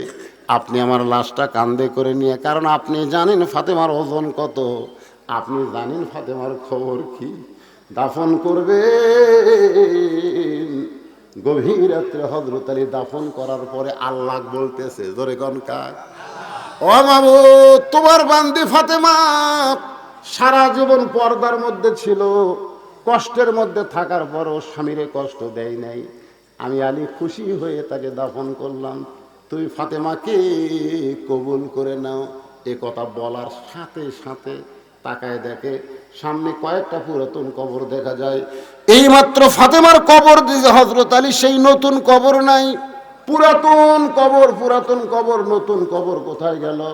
গোটা জান্নাতুল বাকি দৌড়ায় আর বলে, ফাতেমার কবর, আমার ফাতেমার কবর কে যেন বলে, আলী রে। পুরাতন কবরের মধ্যে নতুন কবর আর খুঁজে পাবি না। ফাতেমা পর্দা নিশি আমি আল্লাহ জোহরা ডিগ্রি দিয়া তার কবরটাকেও কিয়ামত পর্যন্ত পর্দা করে দিয়েছি। আমার মায়েরা যারা পর্দায় আছেন, মা, আপনি যত নামাজ পড়েন, রোজা করেন, যা কিছু করেন, পর্দা যদি না করেন আপনার একটা ইবাদতও কবুল হবে না। এই জন্য নারীদের 1 নম্বর আমল হলো পর্দা। নারীদেরকে পর্দার মধ্যে থাকার কথা আল্লাহ কোরআনে বলেছেন, অকরনা ফি বুয়ুতিকুন্না ওয়ালা তাবাররাজনা তাবাররুজাল জাহিলিয়াতিল উলা। আল্লাহু আকবার। নবী বসে আছে। কে বসে আছে? বেশিক্ষণ নবীকে বসে থাকা যায়? নবী বসে আছেন। ফাতেমা বলতেছে, ও বাবা, আপনার ওই গাড়ে হীরার জুব্বা, ওই কোরআন নাজিলের জুব্বাটা আমার মাকে পরাতে গেলাম, দরজা বন্ধ করে দিলেন। আমার মাকে জুব্বাখানা পরাতে গেলাম। ইয়ানজুরু বিনূরিল্লাহ ইত্তাকু ফিরাসাতাল মুমিনিনা ইয়ানজুরু বিনূরিল্লাহ। ফাতেমা বলতেছে, আমি নূরের চোখে তাকায় দেখি আপনার জুব্বা পরার আগে আল্লাহ আমার মাকে জান্নাতের পোশাক পরায়া দিছে। যেই বলেছে আয়ানজুরু বিনূরিল্লাহ, আমি নূরের চোখে দেখি আপনার এই গাড়ে হীরার কোরআন নাজিলের জুব্বা পরানোর আগে আল্লাহ আমার মার শরীরে জান্নাতের পোশাক পরায় দিছে। সঙ্গে সঙ্গে নবী কান্না শুরু করে দিলেন। ফাতেমা বলে, বাবা, আমার মায়ের শরীরে জান্নাতের পোশাক, এইটা শোনার পরে আপনি কেন কাঁদেন? রাসূল বলে, ফাতেমা, এই কান্না কোনো দুঃখের কান্না নয় মা, এই কান্না কোনো কষ্টের কান্না নয়, এই কান্না হলো আমার জীবনের সব চাইতে আনন্দের কান্না। তুই কি জানিস ফাতেমা, সর্বপ্রথম এই পৃথিবীতে আমাকে নবী বলে স্বীকার করেছে সেই মহিয়সী নারীর নাম কি? জোরে কর না কেন? আমি তিনটা কথা ওয়াজে বলে থাকি। এক নম্বর কথা হলো, ডাক্তারের বইয়ের সিজার লাগে না। এই যত সিজার চলতেছে, কোনো ডাক্তার তার বউকে সিজার করায় না। কি কারণে জানেন? সিজার করলে বাচ্চার ক্ষতি, মায়ের ক্ষতি। আর একটা কথা হলো, মৌলানাদের বাড়িতে কোনোদিন মিলাদ হয় না। যারা মৌলবি, এরকে বাড়িতে কোনোদিন মিলাদ হয় না। ওরা পরের বাড়িতে পড়ায়, কিন্তু নিজের বাড়িতে হয় না। আর একটা সত্যি কথা হলো, পীরের বউ মুরিদ হয় না। কার বউ? পীরের বউ। কারণ পীরের বউ জানে আমার পীর মাঝে মধ্যে মুরিদের বইয়ের দিকে চোখ টেরা করে তাকায়, এই লুচ্চার হাতে মুরিদ কে হল। কিন্তু নবীর হাতে সর্বপ্রথম তার বিবি ঈমান গ্রহণ করেছে। এখান থেকে প্রমাণ হলো, পীর ধরা, ও ধরা, বাবা ধরা, একটাও ধরা চলবে না। ধরতে হবে লাকাদ কানা লাকুম ফি রাসূলিল্লাহি উসওয়াতুন হাসানা। জোরে বলেন কথা ঠিক কিনা? আমার নবীর বাইরেও যেমন, ভিতরেও তেমন। আমার নবীর ভিতরের কথা সব বিবিরা বলে দিছে, ভিতরের খবরও আমাকে আমল। জোরে কোন কথা ঠিক কিনা? আল্লাহ রাসূল বলে, ফাতেমা, সর্বপ্রথম তোমার মা আমার হাতে ঈমান গ্রহণ করেছে, এই কারণে আল্লাহ হয়তো তাকে জান্নাতের পোশাক পরায় দিছে। নিজের হাতে কবরের মধ্যে নামায় দিচ্ছেন, দু চোখ দিয়া দর দর করে পানি পড়তেছে। আবু বকর বলে, ইয়া রাসূলুল্লাহ, আপনি নবী হয়ে যদি এমন করে কাঁদেন, তাহলে আমরা কেমনে সহ্য করব? রাসূল বলে, আবু বকর, যে খাদিজাকে আমি কবরের মধ্যে নামাইতেছি, খাদিজা আমার শুধু বিবি না, এই খাদিজা ছিল আমার দরদ। আবু বকর রে, দুনিয়ার কেউ জানে না, যত রাতে আমি ফিরে আসি না কেন, তখন তো আর ঘড়ি ছিল না। কোনোদিন একটা, কোনোদিন দুইটা, কোনোদিন রাত তিনটা, এক এক দিন এক এক রাত হতো। কলেমার দাওয়াত দিয়ে যখন দরজায়, সঙ্গে সঙ্গে খাদিজা দরজা খুলে দেয়। আমি বলতাম, খাদিজা, আপনি কি ঘুমান না? আপনি কি ঘুমান না? খাদিজা বলে, রাসূলুল্লাহ, আপনি যখন বের হয়ে যান, আমি আপনার সঙ্গে যাওয়ার চাই, কিন্তু আপনি আমাকে সঙ্গে নেবেন না। এই কারণে আমি দরজার সঙ্গে নাক লাগায়া দাঁড়ায়া থাকি। আপনি যখন আসেন, আপনার দেহের সুগন্ধ মিশকাম্বর, আমি সঙ্গে সঙ্গী দরজা খুলে দিই। রাসূল খাদিজাকে বুকে নিয়ে বলে, খাদিজা, আপনি কি তাহলে ঘুমাবেন না? খাদিজা বলে, নবী গো, যেদিন আমার মরণ হবে সেদিন আপনাকে ছাড়া আমি ঘুমায়া যাব। রাসূল বলে, সাহাবীরা রে, আমার খাদিজা আমি না ঘুমাইলে কোনোদিন ঘুমাই না। আজকে সেই খাদিজাকে কবরে রাইখা দিলাম। কবরে মাটি দেওয়ার পরে সবাই যখন চলে যায়, আল্লাহর নবী খাদিজার কবর থেকে নড়েন না। ঘন্টার পর ঘন্টা কবরের পাশে দাঁড়ায় থাকেন।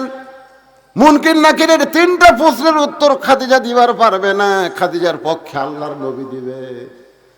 আল্লাহ ডাক দিল, হাবিব আপনি কতক্ষণ দাঁড়িয়ে থাকবেন? বলে যতক্ষণ মুনকির নাকির আপনি না পাঠাবেন। আল্লাহ ডাক দিল, নবী গো খাদিজার কবরে মুনকির নাকির গেলেও কোনো অসুবিধা নাই, না গেলেও কোনো সমস্যা নাই। জোরে কোন সুবহানাল্লাহ। আপনারা যারা বসে আছেন, কবরে যখন আপনারা যাবেন, প্রথম প্রশ্ন করবে মান রব্বুকা। যেই প্রশ্ন করবে মান রব্বুকা, সঙ্গে সঙ্গে নামাজ দাঁড়িয়ে যাবে। আপনার ঘুম ভাঙবে না। আপনি ওই যে ঘুমাছেন মৃত্যুর সময়, আপনি কিন্তু মরেন নাই, আপনি ঘুমায় গেছেন। সুবহানাল্লাহ খান। আপনার ঘুম ভাঙতে দেওয়া হবে না। নামাজ দাঁড়িয়ে বলবে, রে মুনকির নাকির কাকে রব সম্পর্কে প্রশ্ন করতেছিস? যে মসজিদের মধ্যে গিয়া নামাজের নিয়ত করার পরেই বলতো আলহামদুলিল্লাহি রব্বিল আলামিন, যে রুকুতে গিয়ে বলতো সুবহান রাব্বিয়াল আযীম, যে সেজদায় গিয়ে সুবহান রাব্বিয়াল আলা বলে রব রব বলে 50 বছর ধরে এই বান্দা নামাজ পড়েছে। এরপরেও আর মান রব্বুকা প্রশ্ন করিস, তোদের কি লজ্জা নাই? মুনকির নাকির বলবে, আল্লাহ তোমার কবরের বান্দাকে মান রব্বুকা প্রশ্ন করার সাথে সাথে নামাজ যে খেপা খেপছে, আমরা এখন করবো কি? আল্লাহ কয়, মুনকির নাকির রে, আমার যেই বান্দার নামাজ নিয়ে কবরে আইছে ওই বান্দার রবের উত্তর হয়ে গেছে। যারা নামাজ ছাড়া কবরে যাবি, নামাজ ছাড়া যারা যাবি, ওদের একটা গান নাই, যদি ফুলগুলো হাই অভিমানে ঝরে যায়, আমি মালা গেথে বলো কারে পরাবো, সে যে কেন এলো না কিছু ভালো লাগে না, কবরে আসুক তরে হিয়া। যা কবর যা, আছে না নাই? এই যুবকেরা, মাগরিবে সাক্ষী করছো জানি না, ফজর থেকে বাকি জীবনে একটা ওয়াক্ত নামাজ আর বাদ দিও না। আল্লাহ তাআলা অতীতে যত নামাজ পড়ো নাই, নামাজ না পড়ার সব গুনাহ আল্লাহ মাফ করে দিবে। জোরে কোন কথা ঠিক কি না? যখন 2 নম্বর প্রশ্ন করবে, অমা দিনুকা, তোমার দিন কি? আপনার ঘুম ভাঙবে না তো? আপনার ঘুম ভাঙবার দিবে না। মান সাআলাল্লাহু তাআলা আশ-শাহাদাতা বিসিদিকিন বাল্লাগাহুল্লাহু মানাজিলাশ শুহাদা ওয়া ইম্মা তাআলা ফিরাশিহি রাওয়াহুল বুখারী কিতাবুল মাগাজি। আপনি ঘুমায়ে থাকবেন, ইসলামী আন্দোলন, আপনি কোরআন বিজয়ের দল করছেন, ওই দল খাড়া হয়ে বলবে, এই মুনকির নাকির কাকে দিন সম্পর্কে প্রশ্ন করতেছিস? এই বাংলাদেশে দিন প্রচার করার জন্য জেলত গেছে। এই চোর ডাকাতের বাড়ি পুলিশ যায়নি রে, এরই বাড়ি পুলিশ গেছে। এই দিন কায়েমের জন্য বাড়ি ঘর ছাড়া আলুর বাগুর ঘুম পাড়ছে। এই দিন কায়েমের জন্য এই কত কষ্ট করছে, ও আবার দিন সম্পর্কে প্রশ্ন করতেছিস? মুনকির নাকির কয়, আল্লাহ দিন সম্পর্কে আমার দিনকে প্রশ্ন করার সাথে সাথে ইসলামী আন্দোলন যে খেপা খেপছে, আল্লাহ বলে যার জীবনে ইসলামী আন্দোলন আছে তার 2 নম্বর প্রশ্নের উত্তর হয়ে গেছে। সুবহানাল্লাহ। জোরে এখন মিয়া, জোরে এখন।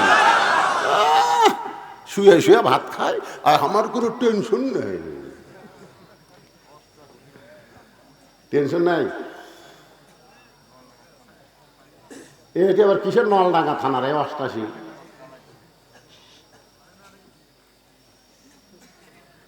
মনে মনে কষ্ট পাচ্ছেন? 3 নম্বর প্রশ্ন হবে, অমান নাবিউকা, তোমার নবী কে?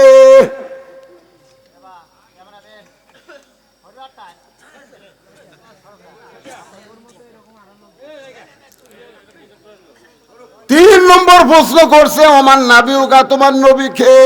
নবী দূর থেকে দৌড়ে এসে, সুবহানাল্লাহ খান, আপনার কবরের মধ্যে নবী আসবে রে পাগলারা, নবী আসবে। সুবহানাল্লাহ খান না কেন? এসে বলবে, এই মুনকির নাকির কাক নবী সম্পর্কে প্রশ্ন করতেছিস? কাক? ওর মুখের দিকে তাকা দেখতো, তাকা দেখ। ওই আমার দাড়ি ধোয়ার জন্যে ডাকাতকালে ব্যাগ চেক করছে। এই দাড়ি পাঁচা প্যান্ট শার্ট পরা ব্যাগলা ঘরে ধরে না, ওর মুকুট দাড়ি মাথার টুপি, দেখি তোর ব্যাগত কি আছে। আমার সুন্নত পালন করার জন্য জুয়ান বয়স চাচা করা কসরে, জুয়ান বয়স চাচা কসা। ওর বাপ দাড়ি থইনি, ওর বাপ কয় ভাই আর বেটা কয় চাচা। আছে না নাই? আমার সুন্নত নিয়ে কবরে আছে। ওই নবী বলার আগে আমি ওকে উম্মত হিসাবে কবুল করে নিলাম, এখন কি করবো ক? তা আপনারা কি মনে করতেছেন মুনকির নাকির প্রশ্নের উত্তর দিবি? আপনার ঘুম ভাঙবে না, আপনি ঘুমায় থাকবেন। ইসরাফিল সিংহায় ফুৎকার দিলে কেবল এক কাতের ঘুম হবি। কয় কাত? আমি তো রাত্রে 4-5 কাত ঘুম পাড়ি। বউ কয় আপনি এত লড়েন খা, মানে গাছুল খাইতো, আর মাত্র এক কাত। ধরে কোন কয় কাত? কে রে সিংহাসনে ফুৎ দিয়ে আমার ঘুম ভাঙালো? এত তাড়াতাড়ি ঘুমকে ভাঙালো? কেরামান কাতেবিন বলবে কি কর ভাই, 1 কোটি বছর হচ্ছে, এখন কিয়ামতের জন্য সিংহাত ফুট দিছে, উঠেন জান্নাতে যান। আর এক হাদিসে আছে উঠাই বলবি কে রে ওজুর পানি কোনটি রে, জোহরের নামাজ পড়বো। আর আল্লাহ এই পানিতে পানিতে জোহর নামাজ পড়বো। 1 কোটি বছর ঘুম পাড়ে উঠে জোহর নামাজ পড়বো, নামাজ সে আর জান্নাত যান। ওই দেখেন সালামুন, দেখেন সালামুন আলাইকুম তিবতুম ফাদখুলুহা খালিদিন। ফেরেশতারা মালা নিয়ে দাঁড়ায় আছে, 70,000 গেট আপনার জন্য নির্মাণ করেছে। আপনাকে সাদর সম্ভাষণ জানায়া জান্নাতের ভিতরে প্রবেশ করাবে। সামান্য দুনিয়ার মোহে আমরা পাগল হয়েছি ভাই, মরা যখন লাগবেই তাহলে আজকের এই আলোচনা আমাদের আমল করার দরকার আছে না নাই? আল্লাহ যেন আমাদের সবার জন্য কবুল করে। সকলে বলে আল্লাহুম্মা আমিন। গোরস্থানের মাহফিল সকলের জন্য দোয়া হবে। আর মোনাজাতের পরে আমার লেখা একটা বই আছে, খুব ভালো বই, সুন্নতের বাগান। সুন্নতের বাগান, এই বইটা নেবেন, মাত্র 50 টাকা হাদিয়া মাত্র। আর যে টাকাটা আপনারা দিবেন এই টাকা আমার পকেটে একটাও যাবে না, সম্পূর্ণ টাকা আমার এতিমখানার পিছনে খরচ হয়, এতিমদের দেওয়া। এটা বইয়ে নেওয়া মানে একটা দান করা, এই বই কিনা মানে একটা দান করা, মাদ্রাসায় দান করার মতো। তো খালি খালি টাকা চাই কি হবে, বিনিময়ে সুন্নতের বাগান একটা বই নেবেন, বই নিয়ে আপনারা যাবেন, পড়বেন। আমার জন্য আমি সকলের জন্য দোয়া করি। এখন দোয়া করে দিবেন ভাই। জি জালালি ওয়াল ইকরাম। হে আল্লাহ তাআলা, মাগরিবের নামাজের পর থেকে এ রাত্রি 12টা পর্যন্ত তোমার পাগল বান্দা বান্দিরা আরামের বাড়ি ঘুমকে বাদ দিয়া কোরআন হাদিসের মহব্বত কলিজার মধ্যে নিয়ে এই জান্নাতুল বাগানের মধ্যে বসে বসে আলোচনা শোনার শেষে আমি গুনাহগারের সঙ্গে রহমতের দরজায় ফকির হয়ে দোকানা হাত তুলেছি। আল্লাহ মেহেরবানি করে আজকের মাহফিল আমাদের সকলের হেদায়েতের জন্য, নাজাতের জন্য, জান্নাতের জন্য কবুল করে নাও। এই মাহফিলের শুরু থেকে শেষ পর্যন্ত যত আলোচনা হয়েছে আল্লাহ, এর মধ্যে যদি ভুল হয়, ভ্রান্ত হয়, মাফ করে দাও। এর যা হাদিয়া মঞ্জুর করো। সোনার মদিনায় নবী পাকের রওজা মুবারকে কবুল করো। तमाम अंबिया किराम, আসহাবে কেরাম, উম্মাহাতুল মুমিনিন, শহীদ শহীদান, জান্নাতুল বাকি, জান্নাতুল মাওয়া সহ পৃথিবীর যত গোরস্থান আছে আল্লাহ, খাস করে আজকে জান্নাতুল মাওয়া গোরস্থানে যত মুর্দা শুয়ে আছে সকলের কবরকে জান্নাতের টুকরা বানিয়ে দাও আল্লাহ। আমরা যারা হাত তুলেছি, আমাদের জনম দুঃখনে মা যাদের কবরে চলে গেছে আল্লাহ, মেহেরবানি করে মায়ের কবরটাকে জান্নাতের টুকরা বানিয়ে দাও। বাবার বাড়ি ঘর সবই আছে, আমি সহ আমরা যারা বাবা হারা ইতিম হয়ে গেছি আল্লাহ, মেহেরবানি করে বাবার কবরকে জান্নাতের টুকরা বানিয়ে দাও। আয় আল্লাহ তাআলা, এই গোরস্থান কমিটিকে কবুল করো। এই গোরস্থানের কমিটি 2 দিন ব্যাপী এত সুন্দর জান্নাতের বাগান লাগাইছে, এদের সকলকেই জান্নাতি হিসাবে কবুল করে নাও।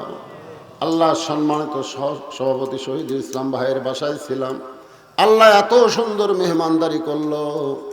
আল্লাহ আমার ভাইকে কবুল করে নাও, ভাই আমার বিপদের মধ্যে আছে, আল্লাহ বিপদ থেকে আল্লাহ তুমি তাকে হেফাজত করো। আল্লাহ, কাজী সাহেব আমার কাছে দোয়া চেয়েছে, আল্লাহ তুমি কবুল করো। অনেকেই অসুস্থ, আমি অসুস্থ, আল্লাহ সুস্থতার নিয়ামত দান করো। আজকের মাহফিলের সম্মানিত সভাপতি সহসভাপতিকে আল্লাহ তুমি কবুল করো। আজকের মাহফিলের প্রধান অতিথি, বিশেষ অতিথি সুধীজন, আল্লাহ আলেম বান্দা, হাজি বান্দা, পরেজগার বান্দা, মুরব্বী বান্দা, যুবক কচিকাচা, পর্দার অন্তরালের মা বোনদেরকে আল্লাহ কবুল করে না। আল্লাহ, যে কবরকে সামনে নিয়ে আলোচনা করলাম, আমরা সবাই মারা যাব, কবে আমাদের মৃত্যু হবে আমরা জানি না আল্লাহ। তবে তোমার কাছে আমাদের একটা আরজ, যেদিন মৃত্যু হবে দিনটা যেন জুমার দিন হয়, মাসটা যেন রমজান মাস হয়। ইমানের সাথে, ইজ্জতের সাথে এই দুনিয়া থেকে বিদায় নেওয়ার সময় আমাদের জবানে জারি করে দিও লা ইলাহা ইল্লাল্লাহু মুহাম্মাদুর রাসূলুল্লাহ সাল্লাল্লাহু আলাইহি ওয়াসাল্লাম।